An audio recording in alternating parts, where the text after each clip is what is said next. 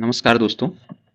पिछली वीडियो में हमने देखा था जो घटना चक्र पब्लिकेशन के पूर्वावलोकन है उसका सिंधु घाटी सभ्यता के प्रश्न हम लोगों ने किए थे।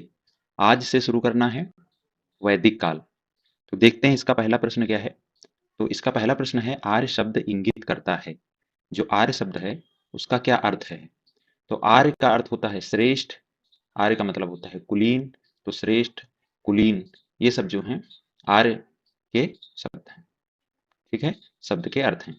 तो दूसरे प्रश्न पे आते हैं, देखते हैं क्लासिकी संस्कृति में आर्य शब्द का क्या अर्थ है। तो आर्य क्या है, उत्तम व्यक्ति, श्रेष्ठ या उत्तम या कुलीन व्यक्ति के लिए किसका प्रयोग हुआ है, आर्य शब्द का। अगला प्रश्न देखते हैं,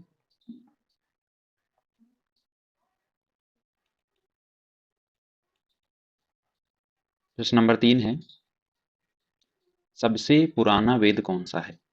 तो 4 वेद हैं, ऋग्वेद, फिर यजुर्वेद, सामवेद और अथर्ववेद। इन चारों में जो सबसे पुराना वेद है वो क्या है, ऋग्वेद है। और सबसे जो अंत में लिखा गया इसको क्या कहते हैं, अथर्ववेद है। एक चीज और ध्यान रखेंगे, इन तीनों की विषय वस्तु ऋग्वेद, यजुर्वेद और सामवेद की एक जैसी है, इसीलिए इनको कहते हैं वेद त्रयी। वेद त्रयी कहते हैं किसको, ऋग्वेद, यजुर्वेद और सामवेद को।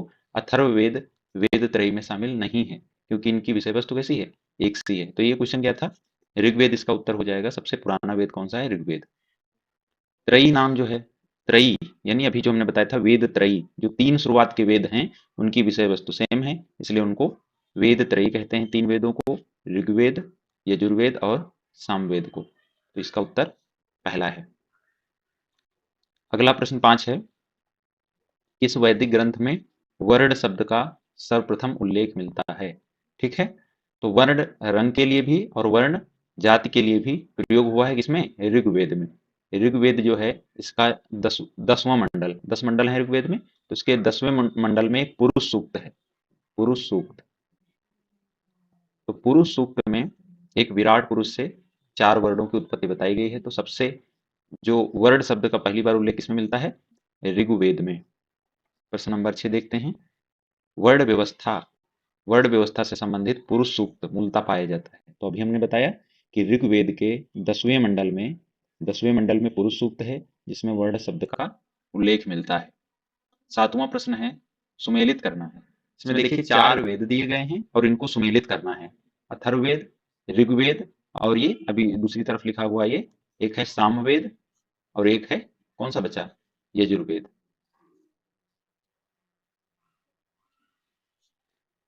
अब इनकी विषय वस्तु है, जैसे ऋग्वेद में क्या है, ईश्वर की महिमा, ठीक है, ईश्वर की स्तुति की गई है।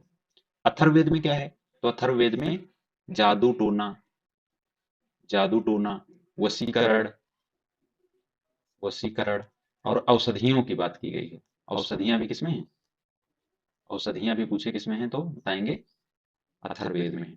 ठीक है, बलिदान विधि या यज्ञ ये किसमें है, तो ये है यजुर्वेद में। यजुर्वेद से यज्ञ याद रखेंगे। सामवेद में गायन है, तो गायन पूछा किसमें है तो क्या होगा, सामवेद होगा। ठीक है, तो इसका देखते हैं, इस साइड में लिखा है ये यजुर्वेद हो गया, सामवेद हो गया, तो इसको मिला देंगे। अगला वही क्वेश्चन फिर से इसमें पूरा दिख रहा है, ध्यान से इसको देखेंगे। तो इसमें लिखा है मिलान करना है, एक तरफ वेद है ऋग्वेद, यजुर्वेद, सामवेद और अथर्ववेद, दूसरी तरफ इनकी विषय वस्तु है। तो देखेंगे ऋग्वेद क्या है, अभी मैंने बताया कि इसमें स्तोत्र हैं, ठीक है, स्तुतियां हैं और प्रार्थनाएं हैं। यजुर्वेद में क्या है, यजुर्वेद में कर्मकांड है, कर्मकांड है। सामवेद क्या है, तो संगीत से संबंधित है सामवेद। और अथर्ववेद तंत्र मंत्र, वशीकरण, जादू टोना ये सब है। और सबसे लोकप्रिय वेद पूछेगा क्या है तो क्या कौन सा होगा, अथर्ववेद सबसे लोकप्रिय वेद होगा। और ये जो ऊपर के 3 वेद हैं इनको वेद त्रयी कहते हैं क्योंकि इनके विषय वस्तु कैसी है, एक जैसी है। एक चीज और याद रखना है बस इसमें कि ऋग्वेद और सामवेद में सबसे ज्यादा समानता है क्योंकि ऋग्वेद के जितने भी हैं मंत्र सामवेद में भी काफी कुछ उसके हैं। तो इतना याद रखेंगे यहाँ से। अगला प्रश्न है 9वां कि निम्नलिखित 4 वेदों में से किस एक में जादुई माया और वशीकरण। तो जादुई माया और वशीकरण किसमें होगा, ये होगा अथर्ववेद में। अथर्ववेद। अगला प्रश्न देखते हैं। ये हो गया अथर्ववेद। फिर लिखा है कि ऋग्वेद में ऋचाएं, ठीक है, ऋचाएं यानी कि श्लोक। कितने श्लोक हैं? तो 10,580, कहीं कहीं 10,552 लिखा है। 10,552 या 10,580 श्लोक मंत्र हैं। इसमें कोई भी ऑप्शन सही नहीं है, ठीक है। 1,028 तो हो गए सूक्त हैं इसमें। यदि सूक्त पूछा होता कितने हैं, तो 1,028 सूक्त हैं, 10 मंडल हैं ऋग्वेद में, और 10,552 जो है फिर 580 मंत्र हैं। अगले प्रश्न पे आते हैं। ऋग्वेद है, ऋग्वेद क्या है? तो ऋग्वेद बेसिकली स्तोत्रों यानी स्तुतियों का संकलन है। ईश्वर की स्तुतियां की गई हैं, इनका संकलन है ऋग्वेद में। प्रश्न 12 देखिए क्या है। मिलान करना है। एक तरफ वेद है, ऋग्वेद, सामवेद, अथर्ववेद और यजुर्वेद, दूसरी तरफ उनके ब्राह्मण हैं, ठीक है। हम जानते हैं कि जब ऋग्वेदिक साहित्य पढ़ते हैं तो सबसे पहले उसमें 4 तरह के साहित्य आते हैं। सबसे पहले वेद लिखे गए हैं, 4 वेद जो अभी हमने देखे। इसके बाद में वेदों को समझने के लिए आसान भाषा में, गद्य भाषा में जो ग्रंथ लिखे गए उनको कहते हैं ब्राह्मण। इसके बाद में अरण्यक लिखे गए, अरण्यक का अर्थ होता है जंगल। और अंत में जो लिखे गए हैं उनको कहते हैं उपनिषद। अंत में लिखे गए उनको कहते हैं उपनिषद, उनको वेदांत भी कहते हैं, ठीक है। तो इसमें ऋग्वेद का कौन सा ब्राह्मण है, सामवेद के कौन से ब्राह्मण हैं, अथर्ववेद के और यजुर्वेद। तो ध्यान रखेंगे, जो ऐतरेय और कौशितकी 2 ब्राह्मण हैं, इसमें एक ही लिखा है, 2 ब्राह्मण याद रखेंगे, कौशितकी। ऐतरेय और कौशितकी ऋग्वेद के ब्राह्मण हैं। इसी तरह सामवेद का ब्राह्मण कौन सा है? पंचविश ब्राह्मण जो है वो सामवेद का है। अथर्ववेद का गोपथ ब्राह्मण है, ठीक है। और यजुर्वेद के 3 ब्राह्मण हैं, ठीक है। एमएसटी याद रखेंगे, एमएसटी, मैत्राणी और शतपथ और तैत्तिरीय, ये तीनों जो हैं वो यजुर्वेद के ब्राह्मण हैं। तो ये समझ में आ गया होगा क्वेश्चन नंबर 12। अब क्वेश्चन नंबर 13 पे आते हैं। इसमें लिखा हुआ है कि निम्नलिखित में से कौन सा ब्राह्मण ग्रंथ ऋग्वेद से संबंधित है? ऋग्वेद से वही है, ऋग्वेद से कौन है? ऐतरेय और कौशितकी। गोपथ बताया किससे है? अथर्ववेद से है, अथर्व से संबंधित है। तैत्तिरीय वही एमएसटी किससे है? यजुर्वेद से, ठीक है। और शतपथ ब्राह्मण किससे है? तो ये भी क्या है? तैत्तिरीय, शतपथ, ये दोनों यजुर्वेद के। यही बताया था। यजुर्वेद के 3 हैं, मैत्रायणी, शतपथ और तैत्तिरीय, ठीक है। अथर्ववेद का गोपथ, यजुर्वेद का शतपथ। पंचविश किसका है? पंचविश है सामवेद का। अगले प्रश्न पे आते हैं। प्रश्न नंबर 14 है। गोपथ ब्राह्मण, अभी बताया गोपथ ब्राह्मण किससे है? अथर्ववेद से है। अगला प्रश्न, ऋग्वेद का कौन सा मंडल पूर्णतः सोम को समर्पित है? तो ऋग्वेद में अभी हमने बताया, ऋग्वेद में कितने मंडल हैं? 10 मंडल हैं, ठीक है। ऋग्वेद में 10 मंडल हैं, इनमें से 4 याद रखना है आपको। कौन सा? एक तो तीसरा मंडल याद रखना है। तीसरा मंडल में विश्वामित्र द्वारा गायत्री मंत्र का उल्लेख है। इसी तरह से 7वां मंडल, 10 राज युद्ध हुआ था रावी नदी के किनारे, उस समय इसका नाम परुशनी था, तो 10 राज युद्ध। और याद रखना है आपको 9वां मंडल, 9वें मंडल में सोम रस के बारे में है। एक पेय पदार्थ होता था उस समय, इसको सोम रस कहते थे, तो बहुत प्रचलित था, इसके लिए 9वां मंडल समर्पित है। और 10वां मंडल, अभी हमने बात किया था 10वें मंडल की, इसमें पुरुष सूक्त है,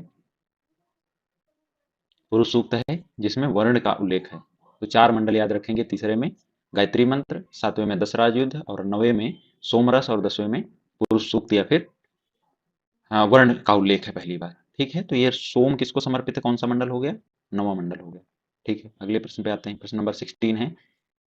ऋग्वेद संहिता का 9वां मंडल, फिर से वही रिपीटेड है क्वेश्चन, तो क्या होगा? सोम और इस पे पर नामांकित देवता।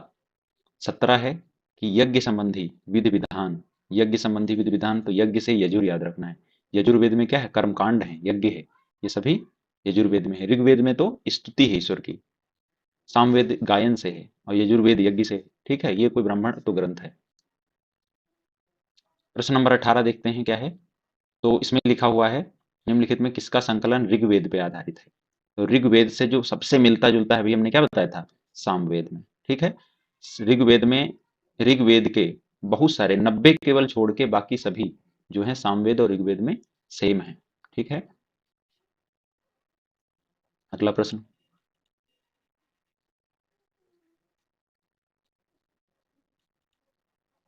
प्रश्न कौन सा है? प्रश्न नंबर है 19। भारत के किस स्थल की खुदाई से लौह धातु के प्रचलन के प्राचीनतम प्रमाण मिले हैं? तो लोहे का जो पहला साक्ष्य है वो एटा के अतरंजी खेड़ा में मिला है। 1000 बीसी के आसपास का है ये, 1000 ईसा पूर्व का। तो एटा में पहली बार, एटा ऑप्शन हो या फिर अतरंजी खेड़ा हो, तो यहाँ पे लोहे के सबसे पहले साक्ष्य मिले हैं। अब लिखा है देखिए, उपनिषद पुस्तकें हैं। उपनिषद कैसी पुस्तकें हैं? तो देखिए, उप का अर्थ होता है समीप और निषद का अर्थ होता है बैठना। ठीक है, तो जो शिष्य होता था गुरु के समीप बैठ के जीवन के बुनियादी सवालों और समस्याओं पे चर्चा करते थे। ठीक है, कि हमारे जीवन का क्या उद्देश्य है, जन्म क्यों होता है, मृत्यु का क्या कारण है, पुनर्जन्म होता है या नहीं होता है, ठीक है, आत्मा क्या है, यहाँ तक कि मोक्ष शब्द का पहली बार जो उल्लेख हुआ है वो उपनिषद में है। तो ये सभी जो चीजें हैं जो हमने बताया वो सभी किससे संबंधित हैं? वो सभी फिलॉसफी से संबंधित हैं, यानी दर्शन से संबंधित हैं।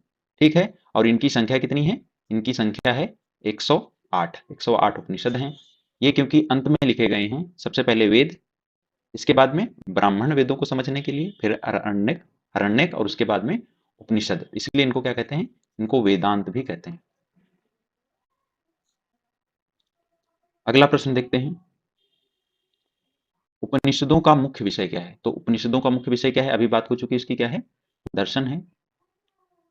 इसमें है अगला प्रश्न कि वैदिक साहित्य में मोक्ष की चर्चा, मोक्ष की चर्चा जो है, मोक्ष की चर्चा सर्वप्रथम किसमें है?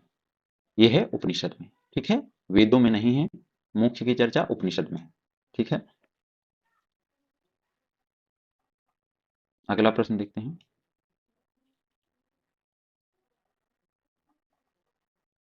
हम्म, अगला प्रश्न ये है कि आध्यात्म ज्ञान के विषय में नचिकेता और यम का संवाद। अब कुछ उपनिषद हैं जिनमें, जिनसे प्रश्न पूछे जाते हैं। जैसे इसमें नचिकेता और यम का संवाद किसमें है? कठोपनिषद में है। बृहना जो बृहदारण्यक उपनिषद है उसमें भी एक दो चीजें याद रखनी है, जैसे गार्गी और गार्गी और याज्ञवल्क, गार्गी और याज्ञवल्क का जो संवाद है वो बृहदारण्यक उपनिषद में है। इसके अलावा तमसो मां ज्योतिर्गमय पढ़ा होगा, तो ये जो शब्द है ये भी बृहदारण्यक उपनिषद में है।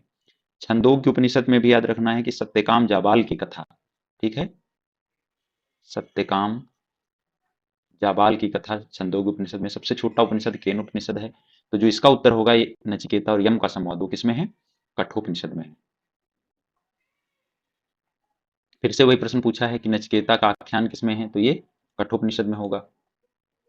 उपनिषद काल के राजा अश्वपति, राजा अश्वपति के बारे में इसमें पूछा है। क्वेश्चन नंबर 25 है ये। तो इसमें लिखा है कि काशी के थे या कैकेय के थे? तो ये प्रश्न है। तो काशी के राजा उस समय अजात शत्रु थे। कौन थे? अजात शत्रु, पढ़ा होगा इनको।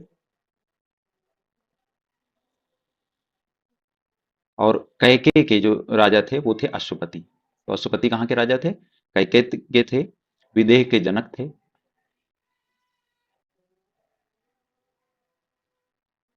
विदेह के राजा जनक हो गए।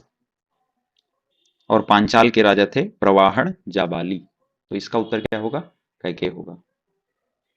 अगला प्रश्न 26 है, निम्नलिखित में वैदिक साहित्य का सही क्रम बताना है। तो ये बहुत आसान क्वेश्चन। अभी हमने बताया कि सबसे पहले वैदिक संहिता यानी कि वेद लिखे गए, उसके बाद में ब्राह्मण। कहाँ है? तो ये सारे गलत हो गए, पहला सही है। सबसे पहले वैदिक संहिताएं हैं, फिर ब्राह्मण है, फिर अरण्यक है, और लास्ट में जो वेदांत लिखे गए इनको क्या कहते हैं?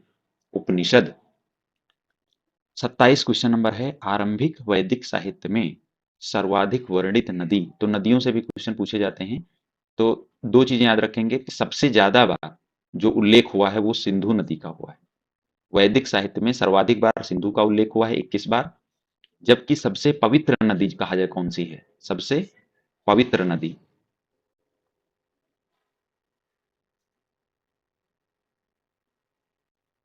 सबसे पवित्र नदी कौन सी है? तो सरस्वती सबसे पवित्र नदी है।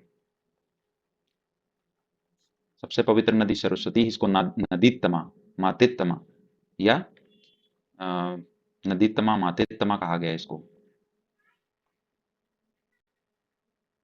तो अगला प्रश्न, 27 हो गया। क्वेश्चन नंबर 28,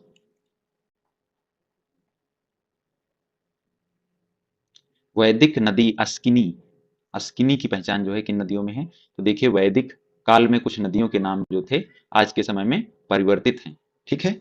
जैसे जो व्यास है, इसका वैदिक काल में नाम था विपाशा, व्यास का क्या था? विपाशा। चेनाब का अस्किनी था, चेनाब का क्या था? अस्किनी। रावी का परुष्णी था, जहां पे 10 राज युद्ध हुआ था, इसका नाम क्या था? परुष्णी। झेलम का नाम था वितिस्ता, वितिस्ता या वितस्ता, ये झेलम। तो इसका उत्तर क्या होगा? अस्किनी किसका नाम था? अस्किनी था चेनाब का। अगला प्रश्न, प्रश्न 29 है कि इसमें जो है अफगानिस्तान, ऋग्वेद में निम्न किन नदियों का उल्लेख अफगानिस्तान के साथ आर्यों का संबंध का सूचक सूचक है? यानी कि किन नदियों से पता चलता है कि आर्यों का क्षेत्र अफगानिस्तान तक था? तो अस्किनी, अस्किनी किस नदी को कहते हैं? अस्किनी तो चेनाब हो गई, ये तो भारत में ही है। परुशड़ी रावी है, ये भी भारत में है। विपाशा और शतुद्री, विपाशा जो है वो व्यास है और शतुद्री सतलज है, तो ये सभी नदियां भारत की ही। कौन बची? कुभा और कुर्मू। तो कुभा जो है उसको आधुनिक नाम है इसका काबुल, क्या है? काबुल। और कुर्मू का कुर्रम है। ये दोनों नदियां आज के समय में अफगानिस्तान की नदियां हैं। तो इससे पता चलता है कि आर्यों का जो संबंध है वो अफगानिस्तान से था। अगला प्रश्न, प्रश्न 30 है, वैदिक नदी कुभा का स्थान कहाँ निर्धारित होना चाहिए? तो कुभा का आधुनिक नाम काबुल है, और काबुल कहाँ नदी है? अफगानिस्तान में। प्रश्न 31 है, देखिए ये नदियां हैं और इनको मिलाना है। तो कुभा है, परुष्णी है, सदानीरा है, सतुद्री, और ये आधुनिक नाम है नदियों के, ठीक है। तो कुभा का आधुनिक नाम हो गया है काबुल। इसी तरह परुष्णी रावी, सदानीरा हो गया गंडक, और सतुद्री हो गया सतलज, ठीक है। इसको मिला लेंगे। अगला प्रश्न है, प्रश्न 32 है कि कौन सी प्रथा चतुष्ट वेदोत्तर काल में, ठीक है, कौन सी वेदोत्तर काल में, ठीक है, कौन सी ये जो 4 चीजों की प्रथा है, चतुष्ट प्रथा है, वो वेदोत्तर काल में प्रचलित हुई? धर्म, अर्थ, काम और मोक्ष। तो ये जो धर्म, अर्थ, काम, मोक्ष है, तो ये वेदोत्तर काल में प्रचलित हुई है, ये सही है इनका, ठीक है। 4 पुरुषार्थ बताए गए हैं, ये क्या है? 4 पुरुषार्थ हैं। 4 पुरुषार्थ हो गए, धर्म, अर्थ, काम, मोक्ष। ब्राह्मण, क्षत्रिय, वैश्य, शूद्र, ये तो वैदिक काल का ही है, जिसमें 4 वर्णों की बात है। इसी तरह ब्रह्मचर्य, गृहस्थ, वानप्रस्थ और सन्यासी, ये 4 आश्रम हैं, ठीक है, 4 आश्रम। तो इनका भी उल्लेख किसमें है? इनका भी वेदोत्तर काल में है। तो वेदोत्तर काल के लिए ए भी सही है और सी भी सही है, और ये भी वैदिक काल का है। तो इसमें 2 उत्तर सही हो सकते हैं, ए और सी, ठीक है, ए और सी इसका सही जवाब है। अगला 33 क्वेश्चन देखिए, 33 क्वेश्चन नंबर क्या है? धर्म और ऋत, ऋत का होता है मतलब प्राकृतिक नियम, ऋत का मतलब क्या होता है? नियम। प्राकृतिक जो नियम है इनको ऋत कहते हैं। और धर्म का मतलब होता है कर्तव्य, दायित्व। इनसे संबंधित बताना है। धर्म तथा रीत भारत की प्राचीन वैदिक सभ्यता के एक केंद्रीय विचार को चित्रित करते हैं। इस संदर्भ में निम्नलिखित कथनों पर विचार करना। पहला है कि धर्म व्यक्ति के दायित्व हैं एवं स्वयं तथा दूसरों के प्रति व्यक्तिगत कर्तव्य है, ये बिल्कुल सही है। और दूसरा है रीत, रीत क्या है हमने बताया? प्राकृतिक नियम, नैतिक विधान, जो सृष्टि और उनमें अंतर्निहित सारे तत्वों के क्रियाकलापों को संचालित करता है। ये प्रकृति, सृष्टि कैसे चलेगी उसको कहते हैं रीत, ठीक है। तो इस तरह से ये दोनों विकल्प सही हैं। इसमें पूछा था कौन सा विकल्प सही है, तो दोनों सही होंगे, 1 और 2 दोनों सही। अगला प्रश्न,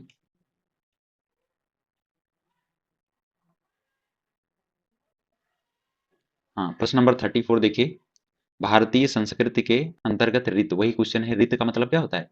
ये प्राकृतिक नियम है रीत, ठीक है, प्राकृतिक नियम है। और क्वेश्चन नंबर 35 है, इसमें लिखा है कि निम्नलिखित वैदिक देवताओं में किसे उनका पुरोहित माना जाता है? तो पुरोहित बृहस्पति को, इसलिए इनको गुरु कहते हैं। बृहस्पतिवार को गुरुवार कहा जाता है। तो बृहस्पति क्या थे? पुरोहित थे वैदिक काल में, ठीक है। अगला प्रश्न 36 है, प्रश्न नंबर 36 है, निम्नलिखित में कौन सी वह ब्रह्मवादिनी थी जिन्होंने कुछ वेद मंत्रों की रचना किया है? तो इसमें विदुषी स्त्रियां 4 हैं, घोषा, अपाला, लोपामुद्रा और विश्ववारा। उसमें से जो लोपामुद्रा हैं, ये अगस्त ऋषि की पत्नी थी, इन्हीं को कहा जाता था ब्रह्मवादिनी, ठीक है। तो लोपामुद्रा इसका सही उत्तर है। प्रश्न नंबर 37 है, ऋग वैदिक काल में निष्क शब्द का प्रयोग एक आभूषण के लिए किया जाता था, किंतु परवर्ती काल में उसका प्रयोग किस अर्थ में हुआ? उसके बाद में, परवर्ती का मतलब बाद में उसका प्रयोग किसमें? तो निष्क का मतलब देखिए, एक तो होता है सोने से संबंधित, सोना, मेटल।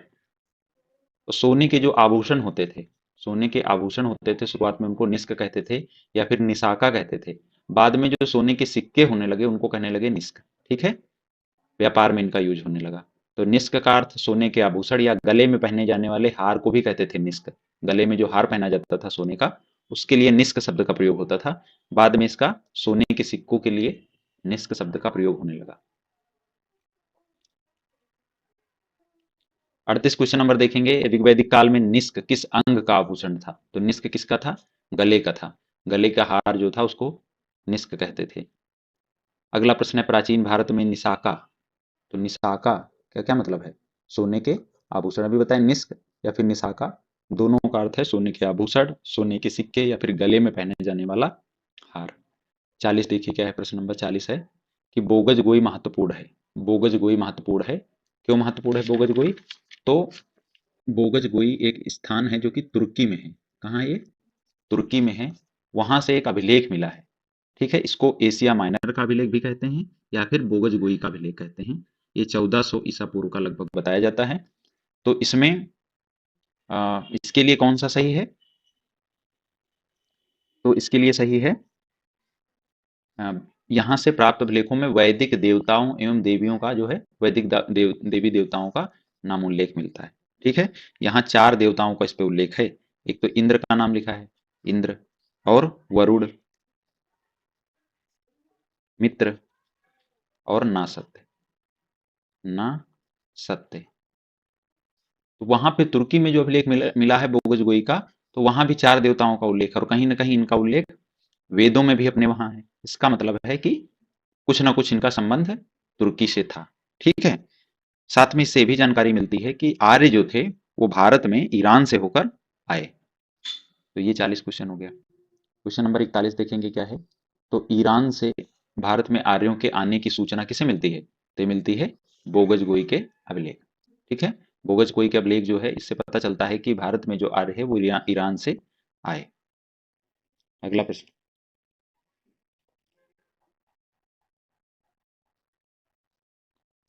क्वेश्चन नंबर 42 है, 14वीं सदी ईसा पूर्व का एक अभिलेख जिसमें वैदिक देवताओं का वर्णन है।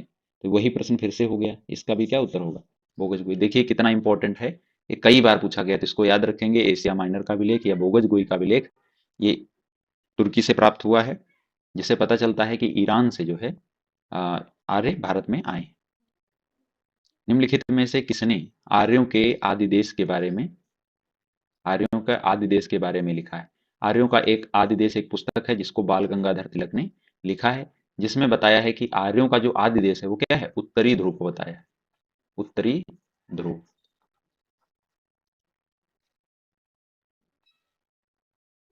अगला प्रश्न है, पुरुष मेध यज्ञ का उल्लेख किसमें है? तो पुरुष मेध जो यज्ञ है, कई तरह के यज्ञ होते थे, अश्वमेध यज्ञ, पुरुष मेध यज्ञ। तो पुरुष मेध जो यज्ञ है वो कृष्ण यजुर्वेद में भी है, शुक्ल यजुर्वेद में भी है, इसके अलावा ये पंच इसमें शतपथ ब्राह्मण में भी है, इसलिए इसका कोई भी उत्तर नहीं होगा। इसमें जो पुरुष में जो यज्ञ है ये शुक्ल यजुर्वेद में भी है और कृष्ण यजुर्वेद में भी है। ठीक है, और शतपथ ब्राह्मण में भी इसकी चर्चा की गई है। ठीक, अगला 45 क्वेश्चन नंबर देखिए, शतपथ ब्राह्मण में उल्लिखित राजा विदेह माधव, ये संबंधित ऋषि बताने हैं। तो ये राजा विदेह माधव हैं और इनसे संबंधित एक ऋषि थे। तो राजा विदेह माधव जो हैं वो पूर्व की ओर, जैसे पहले अफगानिस्तान के आसपास आ रहे थे, उसके बाद में धीरे धीरे जब गंगा की तरफ बढ़े हैं, तो उनमें जो राजा विदेह माधव हैं इनका बहुत योगदान है। इनसे संबंधित एक ऋषि हैं जिनका नाम है ऋषि गौतम राहुगढ़। तो ये प्रश्न हो गया। अगले प्रश्न पे आते हैं, उत्तर वैदिक काल में निम्नलिखित में से किनको आर्य संस्कृति का धुर समझा जाता था, हब समझा जाता था? तो सबसे जो आर्य संस्कृति के धुर थे वो ये दोनों नहीं हैं। वो कौन थे? कुरु और पांचाल थे। होगा, इधर अभी देखते हैं। हाँ, तो ये जो कुरु और पांचाल है ये उस समय विकसित नगर हो चुके थे। ये नगर नगर के रूप में विकसित हो चुके थे, इनको धुर माना जाता था उत्तर वैदिक काल में आर्य का। अगला प्रश्न देखते हैं क्या है, 47 प्रश्न है। गोत्र शब्द का जो सबसे पहली बार उल्लेख हुआ है वो कहाँ है? तो गोत्र शब्द का सबसे पहले उल्लेख हुआ है किसमें? ऋग्वेद में। ठीक है, तो गोत्र क्या था उस समय? तो जहां समूचे कुल की गायों को बांधा जाता था, गायों को रखा जाता था, उसी को गोत्र कहा जाता था। ठीक है, तो गोत्र हो गया ये 47। 48 क्वेश्चन नंबर देखेंगे। पूर्व वैदिक आर्यों का धर्म धर्म कैसा था? भक्ति का था या मूर्ति पूजा और यज्ञ और प्राकृतिक पूजा और यज्ञ, प्राकृतिक पूजा और भक्ति? तो यहाँ पे देखेंगे मुख्यतः पूछा है, इसलिए जो सबसे ज्यादा समय प्राकृतिक पूजा, अग्नि, वरुण, इन सब की प्राकृतिक पूजा करते थे, इसके साथ में यज्ञ होते थे। तो इसका सही उत्तर सी होगा। 49 नंबर क्वेश्चन है, ऋग्वेद काल में जनता निम्न में से मुख्यतः किसमें विश्वास करती थी? किसमें करती थी? मूर्ति पूजा में नहीं करती थी, देवी पूजा सही है, और एकेश्वरवाद भी नहीं है, बलि एवं कर्मकांड। तो इसमें मुख्यतः लिखा है, इसलिए सबसे ज्यादा जो प्रचलित था वो बलि एवं कर्मकांड था। अगला प्रश्न है, प्रश्न 50 है, 10 राजाओं का युद्ध, 10 राजाओं का युद्ध किस नदी के तट पे? तो ये हुआ है रावी या परुशड़ी नदी के किनारे। आधुनिक नाम रावी है, वैदिक नाम इसका परुशड़ी है। यहाँ पे 10 राजाओं तथा सुदास के बीच में युद्ध हुआ था। सुदास जो कि भरत कबीले से आते थे, अंत में सुदास की विजय होती है और भारत का नाम भी भरत कबीले के नाम पे पड़ा। अगला प्रश्न देखते हैं,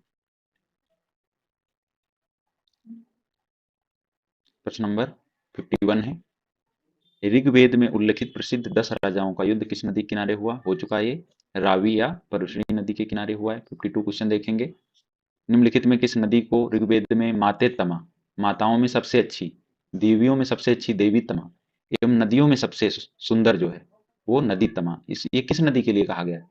तो ये है सरस्वती नदी। जैसे आज के समय में गंगा का महत्व है, ऋग्वैदिक काल में उसी तरह सरस्वती का महत्व था। और सिंधु याद रखेंगे, पूछा जाए सर्वाधिक बार किसका उल्लेख हुआ है तो सिंधु है। ठीक है, सर्वाधिक बार सिंधु है, लेकिन सबसे पवित्र नदी उस समय कौन सी थी? तो सरस्वती नदी थी। क्वेश्चन नंबर 53 है, उस जनजाति का नाम बताओ, उस जनजाति का नाम बताओ जिसमें ऋग्वैदिक आर्यों के पंचजन से संबंधित जो नहीं है, नहीं वाला बताना है। तो पंचजन में 5 जन थे, जन का मतलब कबीला, 5 कबीले थे, जिसमें कौन था? यदु था, पुरु था, तुर्वसु था, 3 ये हो गए, एक अनु था, 4 हो गए, और एक था दुर्ह्यु, दुर्हयु, ये 5 थे। किकट नहीं था। ठीक है, तो कौन नहीं था? किकट। अगला क्वेश्चन नंबर देखेंगे 54। ये देखिए पुराने क्वेश्चंस में यदु है, दुर्ह्यु है, पुरु है, अनु है, तुर्वसु है। पंचजन में 5 जन थे, 5 कबीले थे। अगला प्रश्न 54 है, प्राचीन काल में आर्यों के जीविकोपार्जन का मुख्य साधन क्या था? आर्यों के जीविकोपार्जन का मुख्य साधन क्या था? तो शिल्पकर्म नहीं था, व्यापार नहीं था। सिंधु घाटी सभ्यता में व्यापार था और शिकार भी नहीं था। तो सबसे मुख्य साधन क्या था? कृषि और पशुपालन। इसमें पशुपालन नहीं दिया है, सिर्फ कृषि दिया, तो यही टिक करेंगे, कृषि और पशुपालन। ऋग्वेद में उल्लिखित यव, यव शब्द किस कृषि उत्पादन के लिए प्रयुक्त हुआ है? तो यव का मतलब होता है जव। कि आज के समय में जव, उस समय कहा जाता था यव ऋग्वेद में। अगला प्रश्न देखते हैं,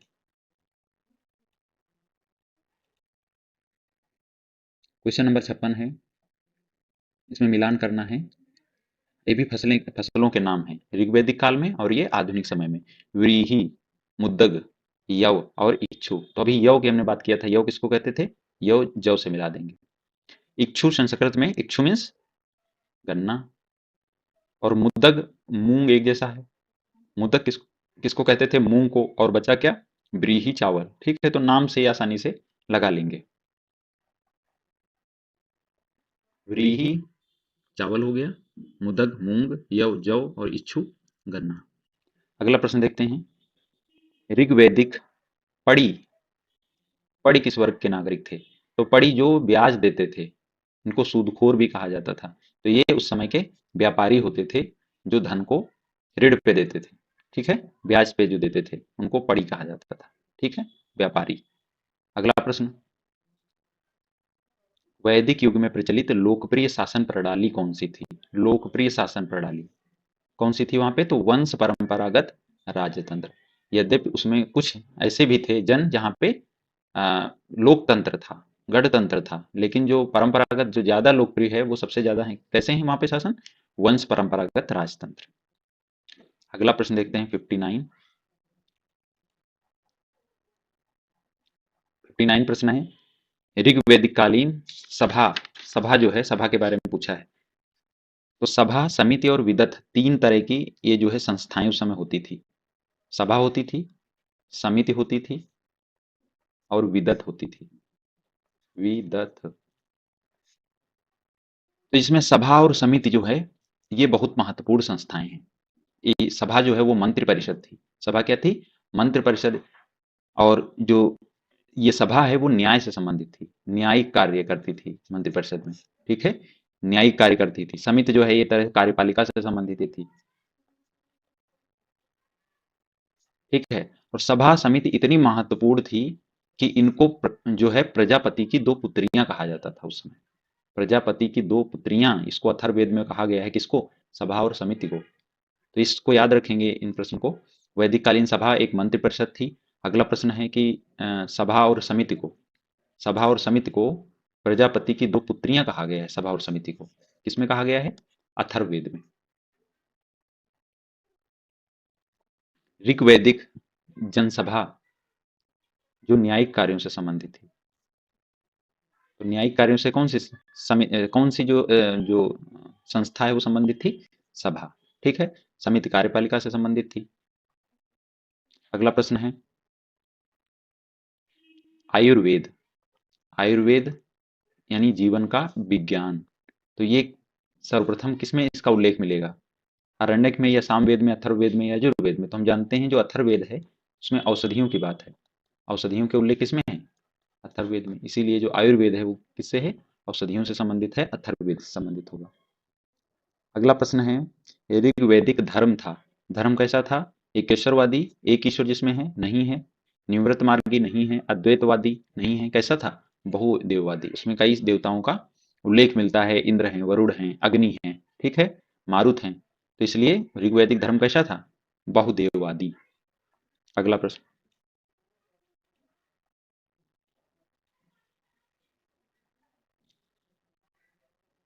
अगला प्रश्न है, सर्वाधिक ऋग्वैदिक सूत्र समर्पित हैं। सबसे ज्यादा जो ऋग्वैदिक सूक्त हैं वो किसको समर्पित हैं?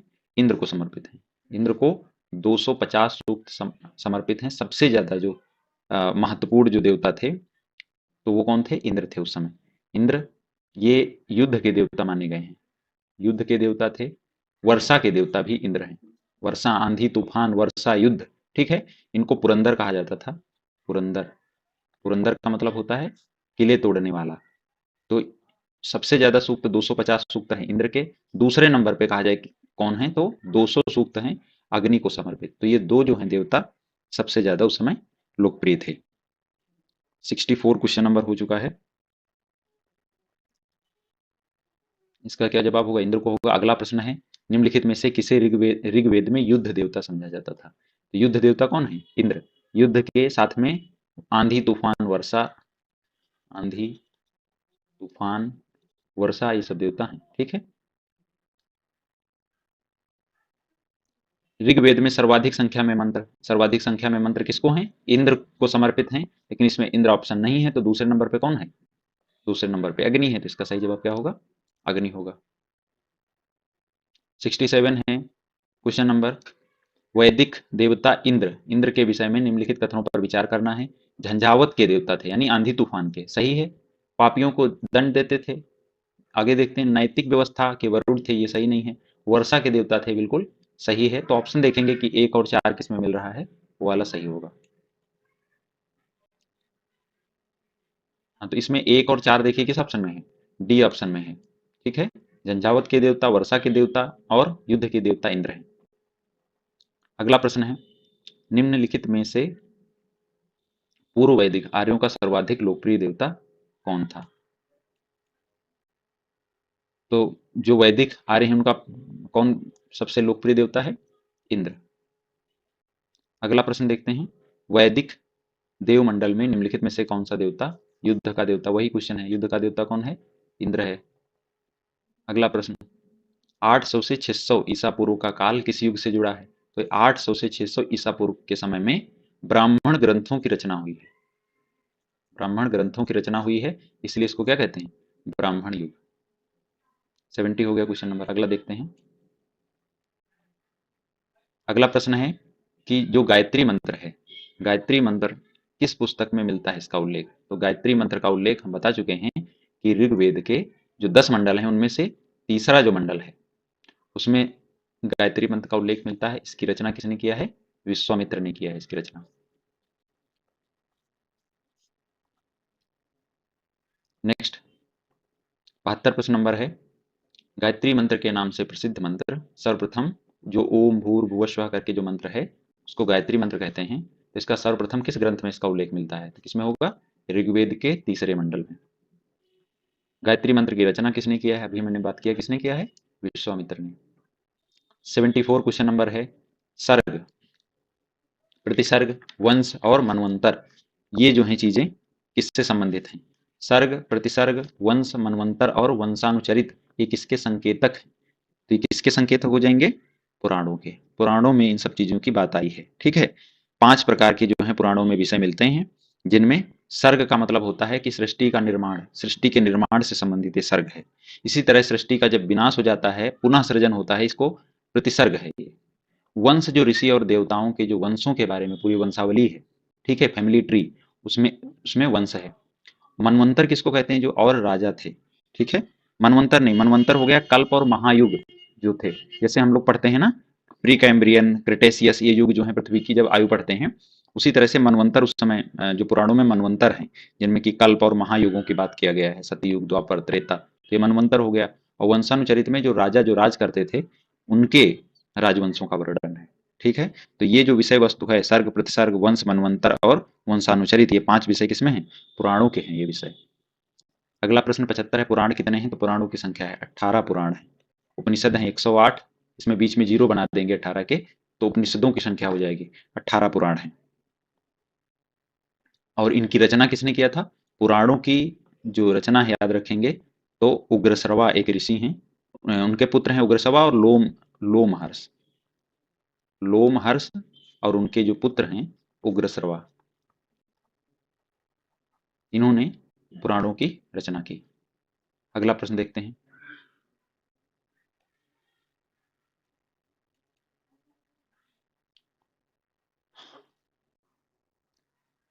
76 है क्वेश्चन नंबर, श्रीमद् भागवत गीता जो है, जो कि महाभारत का भाग है, ये मौलिक रूप से किस भाषा में लिखी गई थी? तो कैसे लिखी गई थी, किस भाषा में? संस्कृत भाषा में लिखी गई थी। ठीक है, अगला प्रश्न है, महाभारत मूलतः किस रूप में जानी जाती है? किस रूप में जानी जाती है? तो ये श्लोकों की जो संख्या होती है कि कितने श्लोक हैं किसी महाकाव्य में, उस हिसाब से उसका नाम होता है। ठीक है, तो 8800 प्रारंभ में 8800 श्लोक इसमें थे, 8800 श्लोक थे, इसलिए इसको प्रारंभ में जय संहिता कहा जाता था। जबकि वर्तमान में इसमें 1 लाख से ऊपर श्लोक हैं, इसलिए सतसहस्त्र सहस्त्र संहिता कहेंगे, सत सहस्त्र संहिता कहेंगे आधुनिक समय में। तो मूलतः कहेगा तो इसको कहेंगे जय संहिता। ठीक है, अगला देखते हैं। हाँ, ये प्रश्न देखिए है, सत सहस्त्री संहिता उपनाम निम्नलिखित में से किस ग्रंथ का है? तो इसमें 1 लाख से अधिक जिसमें श्लोक हैं, किसको कहेंगे? महाभारत को कहेंगे। अगला है, हिंदू पौराणिक कथा के अनुसार समुद्र मंथन, समुद्र जो मंथन हुआ था उसमें सर्प ने रस्सी के रूप में स्वयं को प्रस्तुत किया था। आपने कहानी सुनी होगी समुद्र मंथन की, उसमें जो सर्प हैं उनके जो राजा हैं, सांपों के राजा कौन होते हैं? वासुकी। तो ये इनसे रस्सी बनाई गई थी समुद्र मंथन के लिए। इसी तरह से जो मथनी है जिससे समुद्र का मंथन किया गया था, वो क्या था? वो पर्वत था एक, क्या नाम था पर्वत का? मुद्रांचल, ऐसे कुछ नाम था, मद्रांचल पर्वत था, मद्रांचल, मद्रांचल पर्वत। अगला देखते हैं प्रश्न।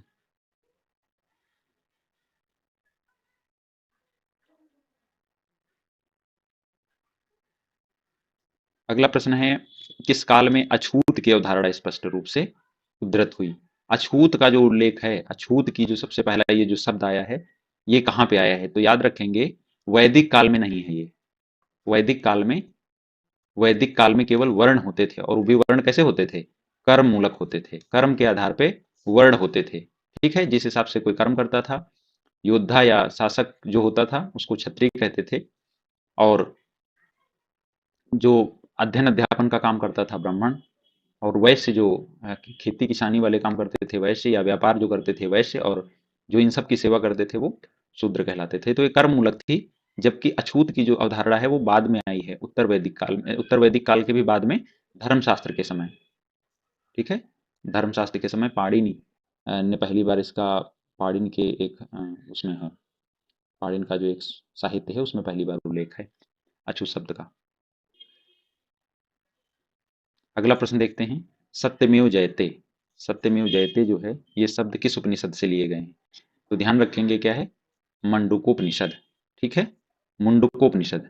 यदि इसमें लिखा होता मंडूकोपनिषद तो गलत था, आ सकता है प्रश्न, ये दूसरा उपनिषद है मंडूकोपनिषद। बहुत थोड़ा अंतर है, तो याद रखेंगे मंडूकोपनिषद होगा तो नहीं लगाएंगे इसको टिक। मुंडकोपनिषद सही है। सत्यमेव जयते किससे लिया गया है? मुंडकोपनिषद से लिया गया है। कठोपनिषद में अभी थोड़ी देर पहले क्वेश्चन आया था, नचिकेता और यमराज की कहानी है इसमें।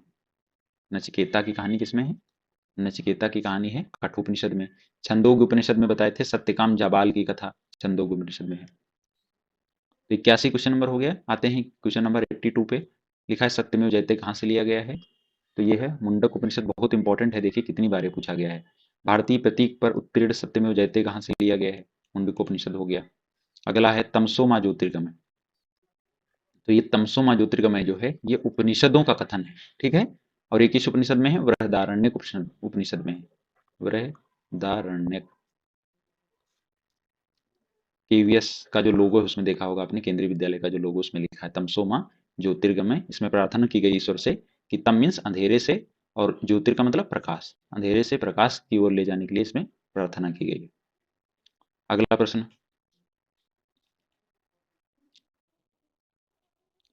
85 है, किस उपनिषद का शाब्दिक अर्थ सफेद घोड़ा है? सफेद घोड़ा यानी श्वेताश्व। ठीक है, क्या है? श्वेत अश्व, श्वेताश्वर, श्वेताश्वतर उपनिषद। तो किस उपनिषद में, किस उपनिषद का शाब्दिक अर्थ सफेद घोड़ा है? तो ये कौन सा उपनिषद है? श्वेताश्वर, श्वेताश्वतर उपनिषद। ये किसी में भी नहीं है, कठोपनिषद, छंदोग्य उपनिषद, तैतरीय और इसमें कोई नहीं है। क्या होगा? ये ऑप्शन सही होगा इसमें से। सत्यकाम जाबाल की कथा जो अनब्याही माँ होने के लांछन को चुनौती देती है। ठीक है, ये जो कथा है वो अनब्याही माँ होने के लांछन को चुनौती देती है। तो ये कथा आपने शायद सुनी भी हो। तो ये किस उपनिषद में है? ये छंदोग्य उपनिषद में है। ठीक है, जापाल उपनिषद में नहीं है, प्रश्नोपनिषद में, कठोपनिषद में यमराज के बारे में है। कौन सा है? छंदोग्य उपनिषद, याद रखेंगे, सत्यकाम जाबाल की कथा। 87 क्वेश्चन नंबर देखेंगे, जो ऋग्वेद की जो मूल लिपि है कौन सी थी? सबसे पहले जो ऋग्वेदों का संकलन हुआ वो किस लिपि में हुआ? तो हुआ है ब्रह्मी लिपि में। वैदिक कर्मकांड में होता का संबंध किससे है? तो देखिए, जो चार वेद हैं, ऋग्वेद, यजुर्वेद, सामवेद और अथर्ववेद। एक मिनट। तो होता का संबंध किससे है? तो ऋग्वेद में जो पुरोहित होते थे उनको होत्र या होता कहते थे।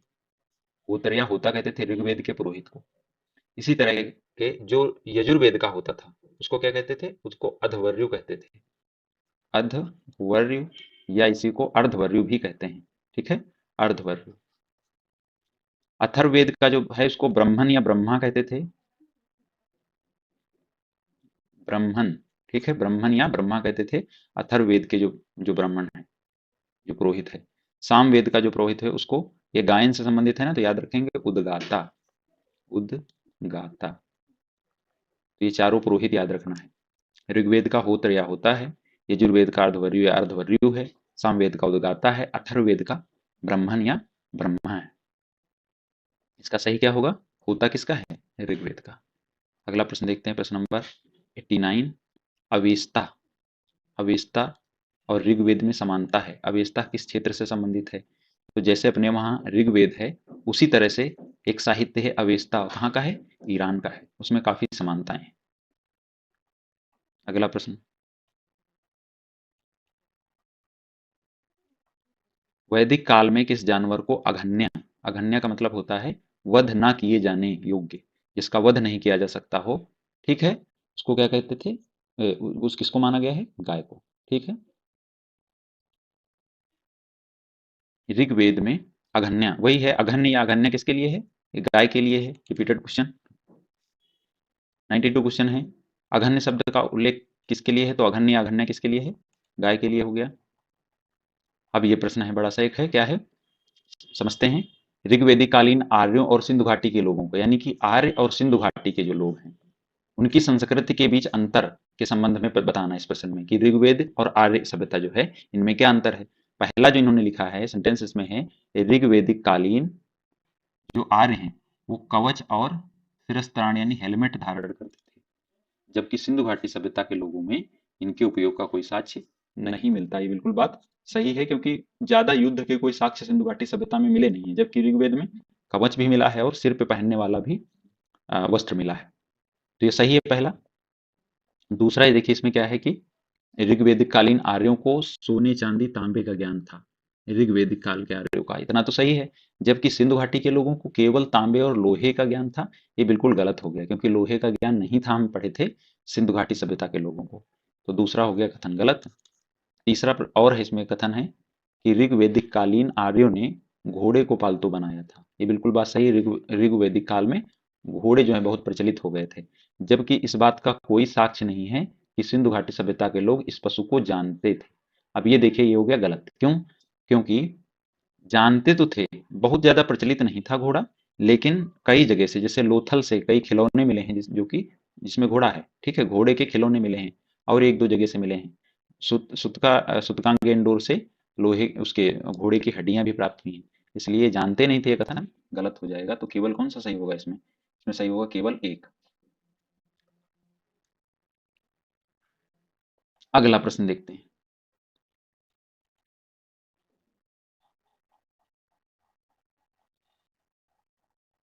हाँ, अगला प्रश्न है, ऋग्वैदिक काल के प्रारंभ में निम्नलिखित में से किसे महत्वपूर्ण मूल्यवान संपत्ति समझा जाता था। महत्वपूर्ण और मूल्यवान संपत्ति किसको माना जाता था उस समय, तो गायों को। बहुत सारे युद्ध हुए थे, गाँव गायों को लेके युद्ध हो जाते थे, और कई मंत्रों में, ठीक है, इस बात की इच्छा की जाती थी कि हे ईश्वर हमें 100 गायें और एक पुत्र की प्राप्ति हो। इससे पता चलता है कि उस समय गाय बहुत महत्वपूर्ण थी। अगला क्वेश्चन 95 है, मिलान करना है, ठीक है। सिंधु घाटी सभ्यता, उत्तर वैदिक समाज, ऋग्वैदिक समाज, मध्यकाल, और इधर है चरागाह, जमींदारी, कृषक और नगरीय। तो सिंधु घाटी सभ्यता कैसी सभ्यता थी, ये नगरीय सभ्यता थी। जबकि जो उत्तर वैदिक और ऋग्वैदिक, देखिए इसमें दो हैं, उत्तर वैदिक और ऋग्वैदिक। तो उत्तर वैदिक समाज कैसा है, और ऋग्वैदिक समाज प्रारंभ में केवल पशुचारण पे डिपेंड थे, बाद में उत्तर वैदिक आते आते लोग कृषि करने लगेंगे, ठीक है। तो उत्तर वैदिक समाज कृषि और ऋग्वैदिक समाज चरागाह। और जो जमींदारी की बात है वो कब है, मध्यकाल में। अगला प्रश्न 96 देखिए क्वेश्चन नंबर है, प्राचीन भारतीय समाज के प्रसंग में निम्नलिखित शब्दों में से कौन सा शब्द शेष तीन वर्ग का नहीं है। कुल है, वंश है, कोश है, गोत्र है। जानते हैं कोश तो भंडारण हो गया, भंडार को कहते थे, जबकि ये तीन एक जैसे शब्द हैं, कुल, वंश और गोत्र, ठीक है। तो इसमें सही उत्तर कौन सा होगा, कौन भिन्न है तीनों से, तो क्या होगा, कोश जो है वो तीनों से भिन्न है, ठीक है। अगला क्वेश्चन है, संस्कारों की कुल संख्या कितनी है। तो संस्कार कितने हैं, तो धर्म सूत्र में 16 संस्कारों की बात की गई है, ठीक है। इसमें गर्भाधान पहला संस्कार है, गर्भाधान से लेके और एक विवाह है, बहुत सारे हैं, और अंतिम जो है अंत्येष्टि तक, टोटल कितने हैं संस्कार, 16 संस्कार हैं। अगला है, जीविकोपार्जन हेतु वेद वेदांग पढ़ाने वाला अध्यापक कहलाता था। जो वेद वेदांग पढ़ाता था उसको क्या कहते थे, उपाध्याय कहते थे, ठीक है। क्वेश्चन नंबर 98 हो गया।